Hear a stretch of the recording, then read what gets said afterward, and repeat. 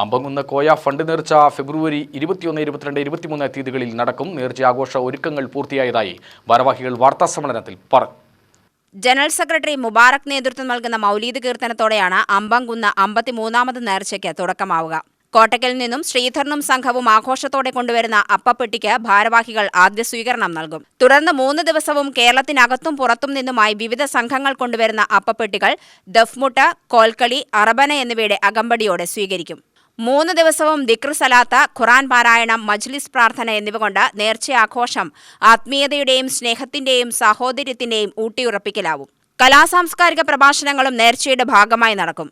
24-ന് ജീവകാരുണ്യ പ്രവർത്തനങ്ങളിൽ വ്യാപൃതരായി മധുര വിതരണം ചെയ്യുന്നതോടെ ആഘോഷം അവസാനിക്കുമെന്ന് ഭാരവാഹികൾ പറഞ്ഞു.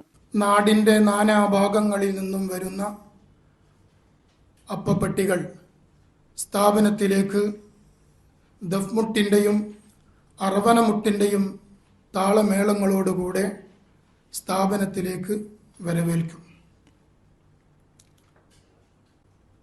24 മണിക്കൂറും ഇടമുറിയാതെ ആ നേർച്ചാനഗരിയിൽ നടക്കുന്ന ദിക്ർ, സ്വലാത്ത്, മജ്ലിസുകൾക്ക് ഷഫീഖ് സഖാഫി കണ്ണൂർ, റബിയത്ത് സഖാഫി, മൊയ്തു അസ്ലമി, സുബൈർ മുസ്ലിയാർ തുടങ്ങിയവർ നേതൃത്വം നൽകും. ജനറൽ സെക്രട്ടറി മുജീബ് ഉസ്താദ്, സുബൈർ മുസ്ലിയാർ, മൊയ്തു മുഹീദ്ദീൻ എന്നിവർ വാർത്താസമ്മേളനത്തിൽ പങ്കെടുത്തു. UTV news, Palakkad.